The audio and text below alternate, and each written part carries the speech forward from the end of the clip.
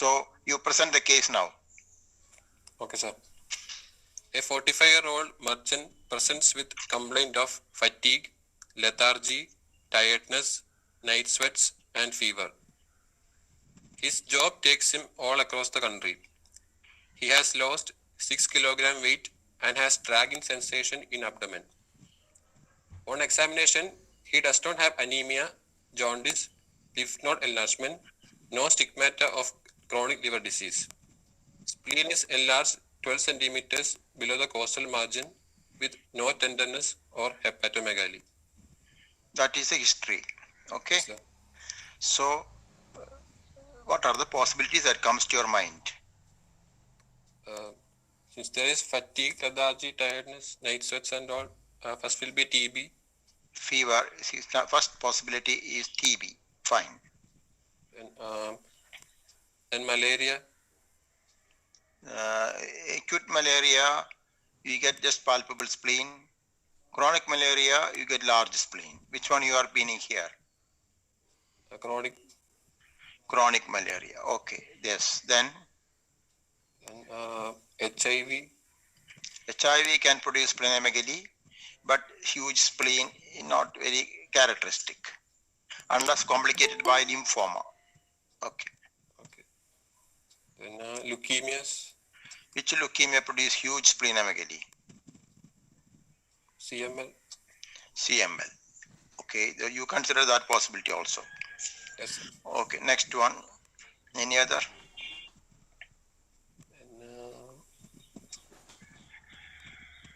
He moves all across the country, no? So anything else that comes to your mind? Okay, so you put few possibilities here. So we said CML is a possibility. Very good. Myelofibrosis is a possibility. And we had huge spleen, that comes as a differential diagnosis. Kala-Azar is not very common in Kerala. Occasionally we get, but since he was going to northern part of India, maybe he gets it. And chronic malaria is also a possibility. We are putting the differential diagnosis only of very huge splenomegaly here. We are not including hepatomegaly. We are not including just palpable spleen or moderate sized spleen. So the question comes, next question is you have to tell me what will be the difference between spleen and kidney. How do you differentiate? Is it a kidney swelling or a liver swelling? Is it splenic swelling? Kidney swelling is retroperitoneal. Very good. Can you dissect out and say this structure is retroperitoneal or is a clinical examination? Spleen is enlarged downward, forwards, and towards the right iliac fossa. Good. Yes. Kidney enlarges towards the left iliac fossa. And that's correct. Restricted movement with respiration. That's correct. Then margins of spleen will be sharp. Good. And then kidney will be rounded margins. Okay, fine.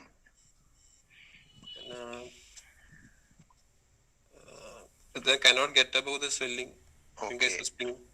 Good. And can cross midline. Splenic enlargement can cross midline. Okay. So whenever there's a mass on the left side, this becomes the most important point to say what organ it is. So difference between spleen and kidney, you had to divide into inspection, palpation and percussion. You said the findings in inspection and palpation. Percussion you did not mention. Can you say something about percussion also? Percussion notice always done over spleen. And kidney? Resonant band. Okay, so on inspection, in left hypochondrium swelling is spleen, and you can see if the thin walled abdomen, you can see this moving with the respiration. And the shape of the spleen is suggestive on inspection. It is towards right iliac fossa, as you said correctly. All the points are there. It may cross midline, it may not cross midline. Other one is lumbar area, does not that move on inspection. And shape is not suggestive of spleen, suggestive of kidney swelling, and direction is downwards and doesn't cross midline usually, unless it is a horseshoe kidney. Okay. On palpation, Direction is towards right iliac fossa in spleen, because spleen is covered with a capsule. It is attached to the posterior abdominal wall according to the mesenteric attachment from duodenojunction junction to ileocecal junction, that's crossing the midline. That's why the spleen also is dragged that direction. And when you palpate and ask the patient to deep breath, spleen start moving the moment the patient starts breathing. Beginning of inspiration, very important points. Sharp margins, notch, you didn't say. When it becomes very large, it will have notch. It will not be palatable and you cannot get above the spleen. But kidney, on the other hand, is towards left iliac fossa. Kidney also may move, minimum, but that will be at the end of inspiration, not from the beginning. It's an important point. And rounded margin, no notch, it's palatable, and you can insinuate your finger above the kidney. Percussion is the third thing commonly missed, and you have to percuss and see. And if there's a doubt on inspection palpation, it is percussion that's going to give the clue to you that this is a case of. Okay. Okay, sir. So, spleen, how do you measure spleen? Palpation. No, on palpation, you have got the borders. How do you measure the size of spleen?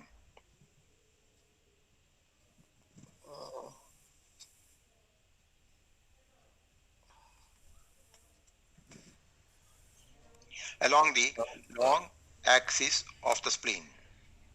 Along the long axis of the spleen. Okay. Okay, sir. Question number 2. What do you mean by huge spleen? Massive splenomegaly is if it is greater than 8 centimeter enlarged. Or it crosses the midline. Midline. Okay. Okay. How do you demonstrate sternal tenderness?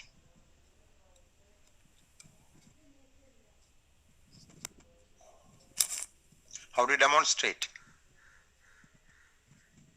Yesterday only we said no. Bone tenderness, how do you elicit tenderness? Direct percussion over the.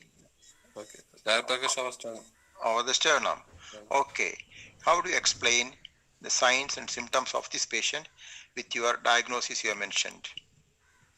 You have put some diagnosis, no? Yes, sir. What are the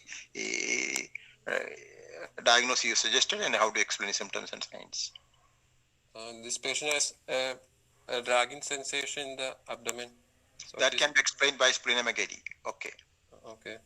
So it can be, it is a major finding in CML.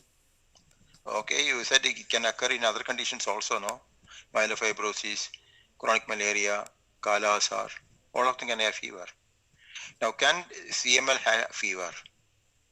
This patient have evening fever. Patient can have fever. How? Yes. How do you get fever in CML?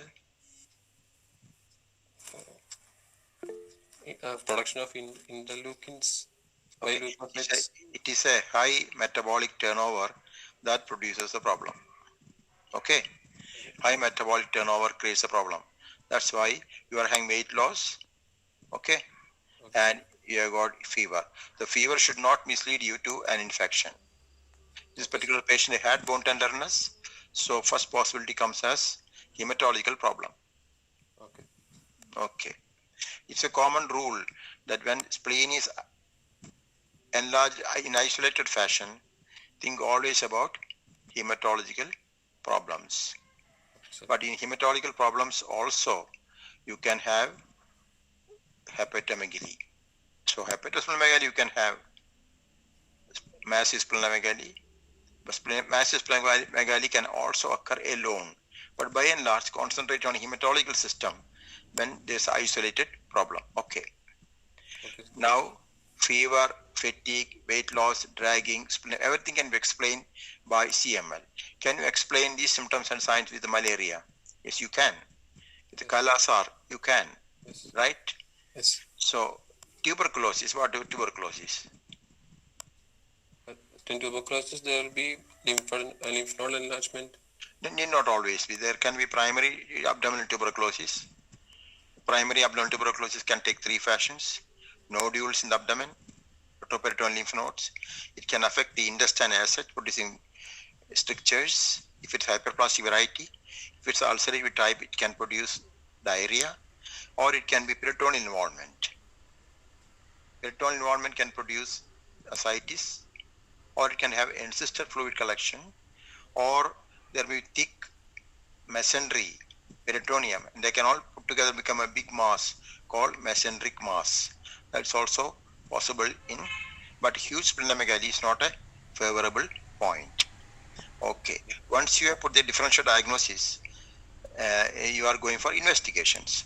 What investigation you want with your differential diagnosis here? Routine blood examination, hemoglobin. No, there is no routine. There is no routine.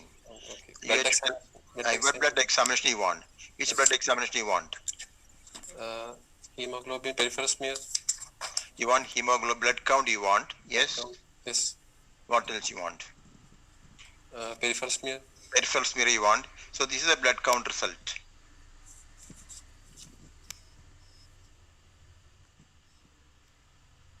What do you say? What do you say?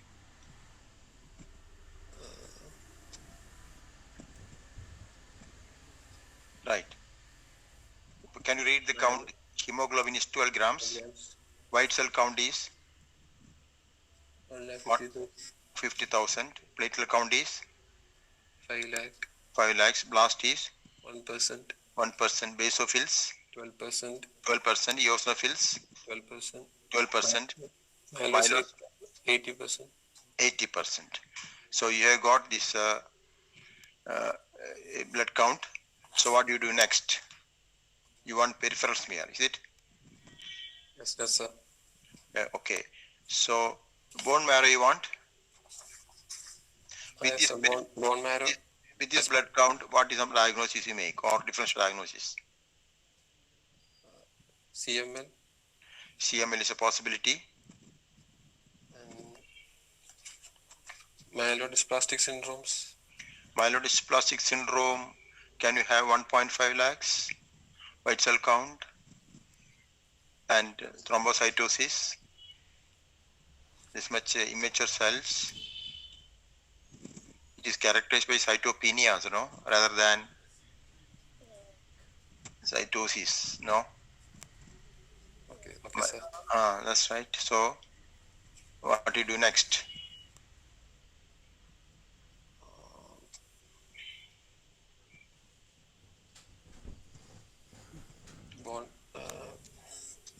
You want bone marrow, is it? Okay, done. And this is the report.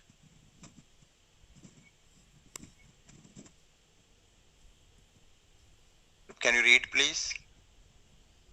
Hypercellular with left shifted myelopoiesis. Okay. Blast less than 5%. Okay. BCR ABL by PCR positive. Yes. So what do you make out now? So confirmation for CML. So you think it is a CML case. This patient can be portal hypertension? Portal hypertension.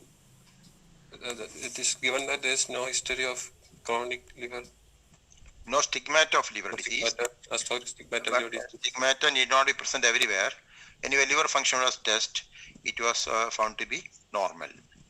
Okay, sir. Okay. So you think it is a case of chronic myeloid leukemia. Now, can you tell me what is meant by myeloproliferative diseases? How many types are there? And can you name them? Myeloproliferative. Which are the members of this group of diseases? Yes? Chronic myeloid leukemia. CML, that's called chronic myeloid leukemia. Okay. Primary myelofibrosis. Chronic, can you see the screen? Yes, sir. Chronic neutrophilic leukemia. What next? Polycythemia. Rubra vera. You have primary myelofibrosis. You have essential Thrombocytopenia. Essential thrombocythemia. Cythemia. Okay. Okay. Okay, sir. Chronic eosinophilic Leukemia. and then you have got other myeloproliferative neoplasia, different groups together. This will be 7 types of chronic myeloproliferative diseases you know of. Okay, and out of that you have said it is CML. So how is CML produced? What's its pathogenesis? It's a myeloproliferative stem cell disorder. Okay, The proliferation of all hematopoietic lineages. that's right. Because of what? Who is the culprit? Mutation. Mutation of what? Good.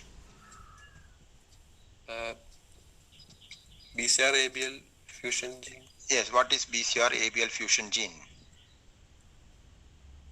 You are right. Fusion genes. So this is a situation, as you rightly said, overproduction of myeloid cells take place. So there is a specific chromosomal abnormality and molecular abnormality. There's a reciprocal translocation between long arms of chromosomes 9 and 22 called Philadelphia chromosome. The long arm, the part of 9 which is translocated contains a proto-oncogene ABL that is received on a specific site of chromosome number 22. Okay, thus a fusion gene between BCR and ABL takes place, and this fusion gene produces a protein that has got action tyrosine kinase activity. So this is only an example of tyrosine kinase addiction by cancer cells. This knowledge helps us to develop the drugs for this illness, namely tyrosine kinase inhibitors. So there we are, Philadelphia chromosome, it's a translocation between 9 and 22. That's a culprit producing the overproduction of myeloid cells. And myeloid cells overproduction, early part, it's innocuous. It remains as a leukocytosis, and the normal white cells will be there to protect you. But in course of time, the normal cells disappear and you have only the abnormal cells. Then you start having the symptoms. Okay, and what is natural history? When you take care of these patients, what lot of things can happen? There will be lethargy, weight loss. They go through a stable state. 3 phases. There's no 3 phases are there. Chronic phase, accelerated phase, and blast phases. Blast phase. So we have 3 different types of phase. Okay. What is your differential diagnosis for these conditions? We have seen the peripheral blood. So what are the differential diagnoses you have to offer here?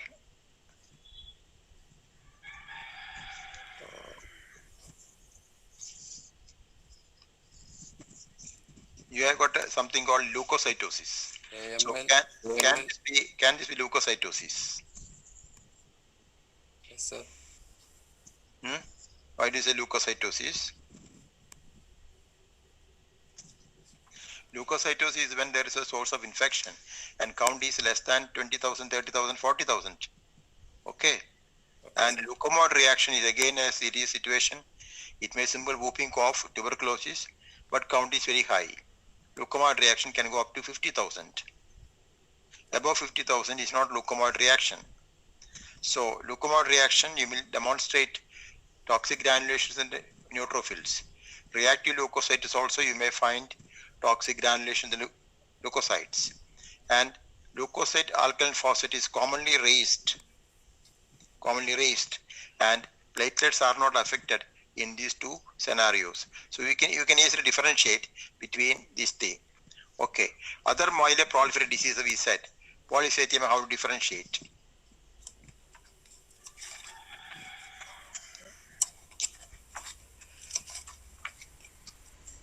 Hemoglobin will be high.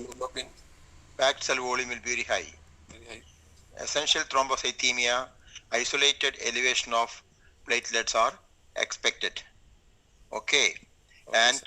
when you find plenty of eosinophils, you may think of eosinophilic leukemia.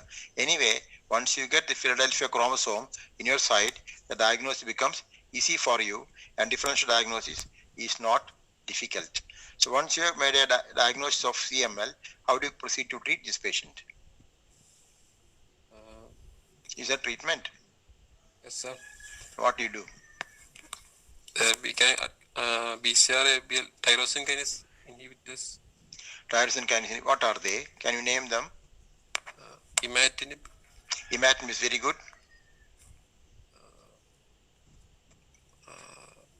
Okay.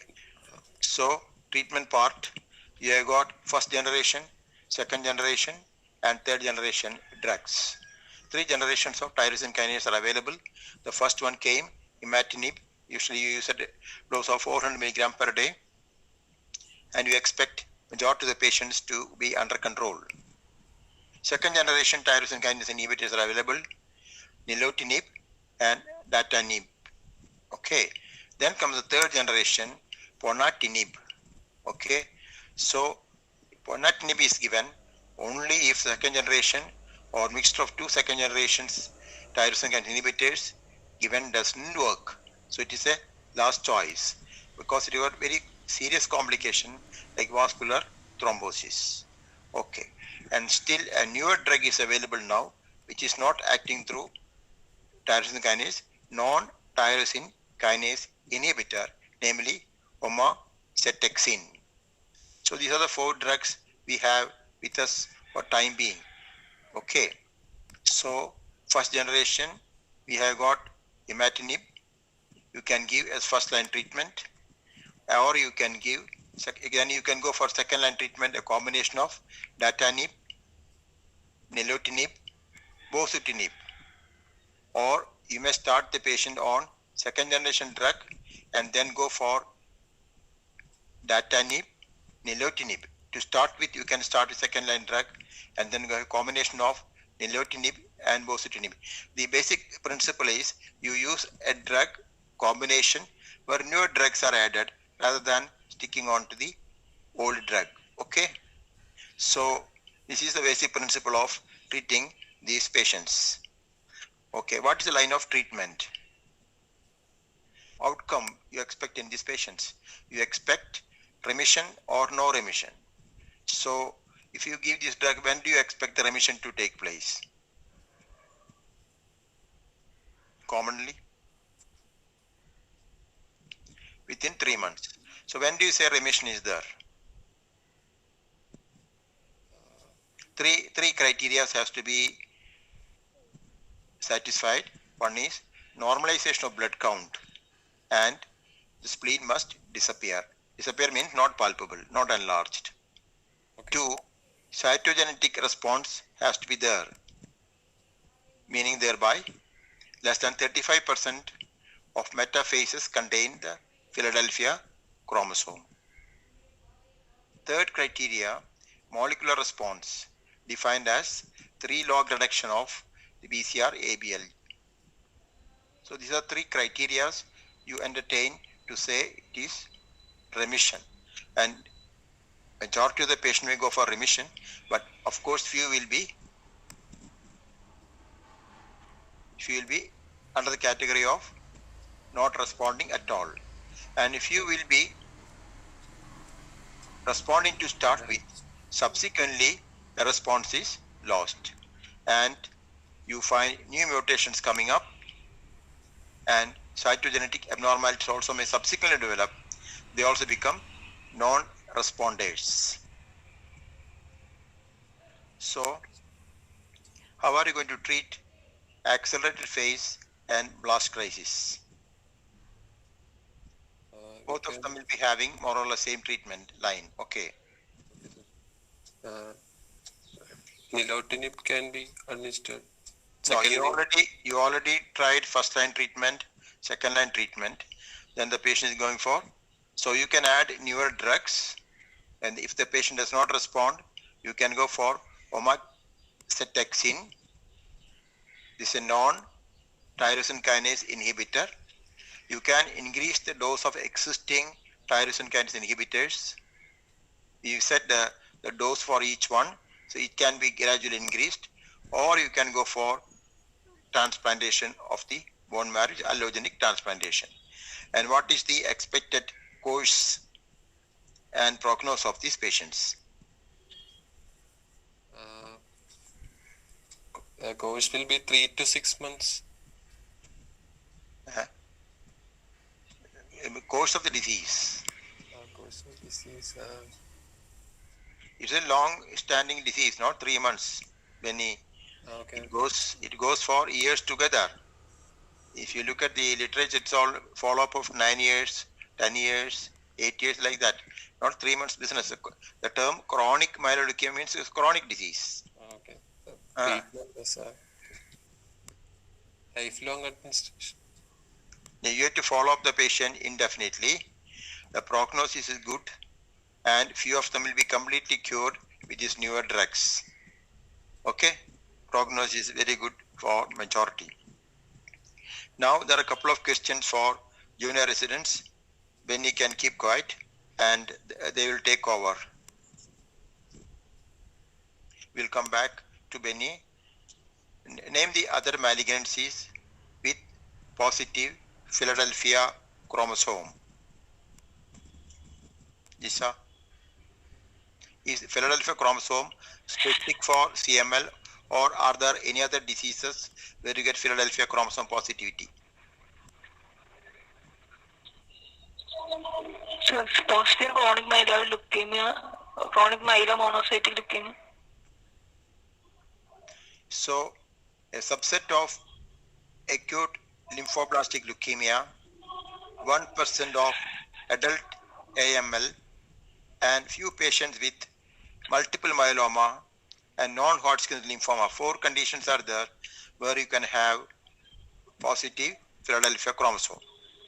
When you look at the peripheral smear, sometimes the pathologist gives a report that is what is called myelocytic bulge.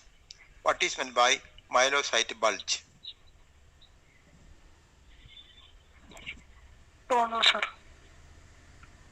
When you find only the myelocytes are increased selectively than mature metamyelocytes, you call it as myelocyte bulge, and this is a pointer towards the diagnosis of chronic myeloid leukemia.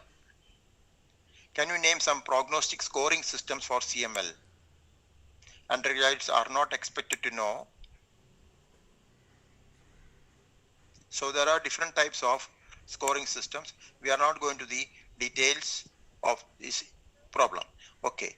Next question is, why do this patient get pain on the left side of the abdomen? Is it a painful disease? Dragging type of pain can be present due to massive splenomegaly. Is it not a pain? It's a dragging sensation. But when do you get pain? Pain appears when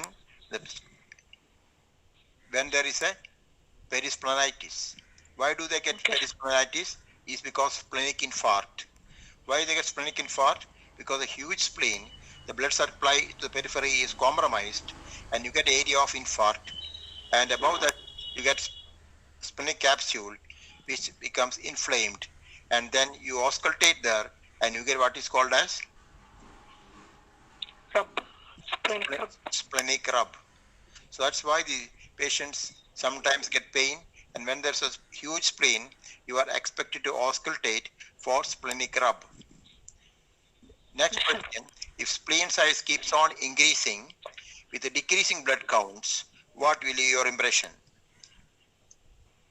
Hypersplenism, increased destruction. Hypersplenism will not produce pancytopenia.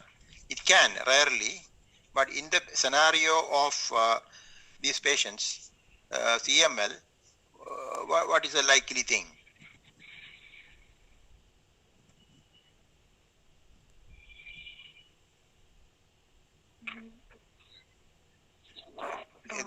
That's the time when you suspect myelofibrosis developing in the background. Okay, so paradoxically you'll find patient is responding as far as the blood report is concerned, but if you look at the splenic size, it is keeping on increasing. Okay, sir. So we have discussed now the current treatment regimes available. Can you just highlight few points regarding the previous regimes of treatment? What were the drugs available? Yes. Basically for control of hyperleukocytosis, hydroxyurea count.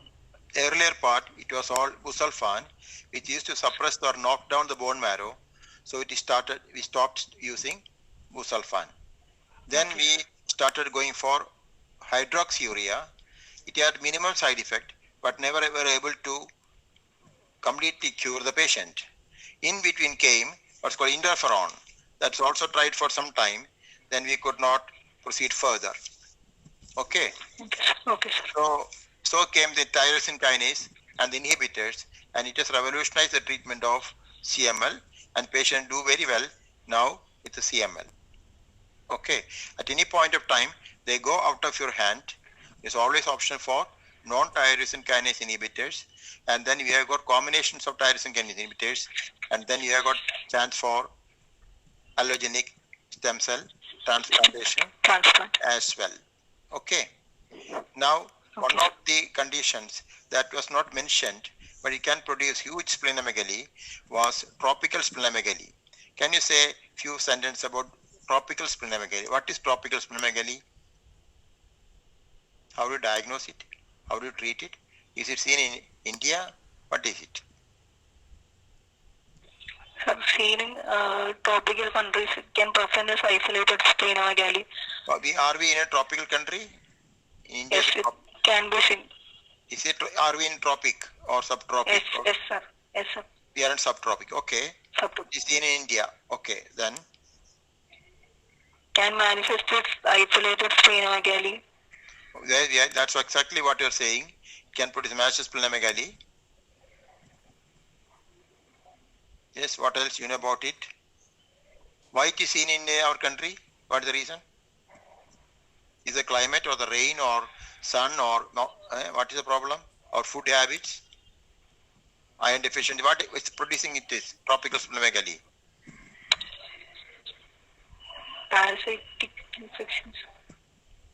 Yes, tropical splenomegaly is because of repeated attacks of malaria. And whichever stage you have got malaria, you get repeated attacks of malaria, you get this tropical splenomegaly. So, pathogenesis is immunological overstimulation due to repeated attacks of malaria over a long period of years, many years, leading on to massive splenomegaly. And you can estimate the IgM levels. It will be very high. Antimalarial antibodies can be demonstrated. That's evidence that it's malaria related. And if you look for malarial parasite, it will be negative. And then the treatment is hypersplenism may or may not be present, but treatment is antimalarial drugs followed by prophylaxis for malaria for a long time. What's the prophylaxis for malaria? In chloroquine sensitive cases, we can give weekly chloroquine or primaquine. Weekly chloroquine is a drug choice if it's sensitive variety of malaria. Okay. The second thing we said in this case is possibility of Kala Azar. So if it is Kala Azar, how do you confirm? Kala Azar, we have to take tissue smears and demonstrate the mastocyte. That is a gold standard. Which tissue you want and how do you get it? 3 forms are there: cutaneous, visceral, and mucosal type. Then no. Kala Azar is a cutaneous type or visceral type? Be specific. Visceral type. Kala Azar means visceral type. Diagnosis from bone marrow smears, lymph nodes. No, you said skin. That is absolutely wrong. Okay. Kala Azar is a systemic visceral diseases, sir. Yes, sir. So you take a tissue and demonstrate. Any other method by demonstration?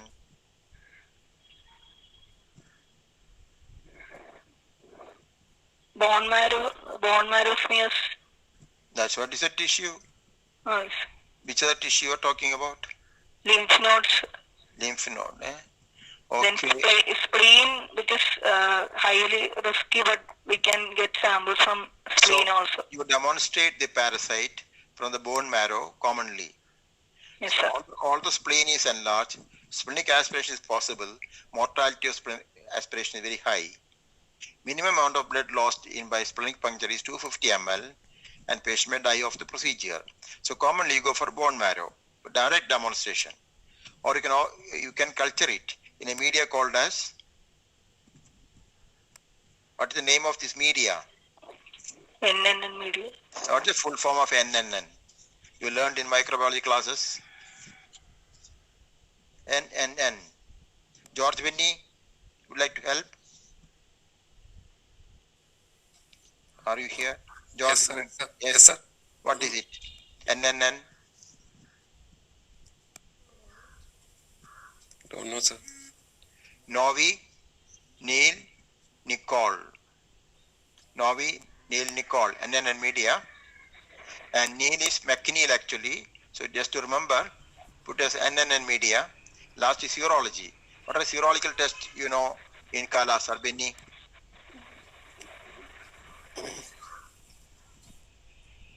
Okay.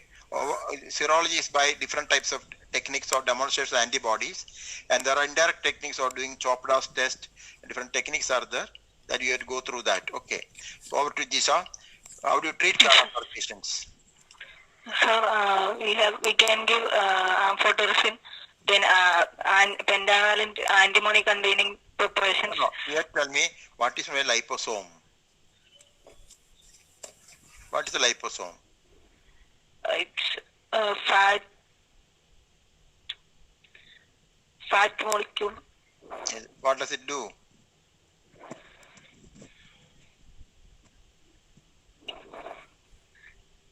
George? It directly takes the drug to the site of action. So it produces minimal side effect. If pentavalent antimony was used yesteryears, now what is the drug of choice? Resistant strains are coming up, and miltefosine is the drug of choice. Drug of choice. And some of the patients have got concomitant other diseases like HIV infection, and they do well. Okay? Okay.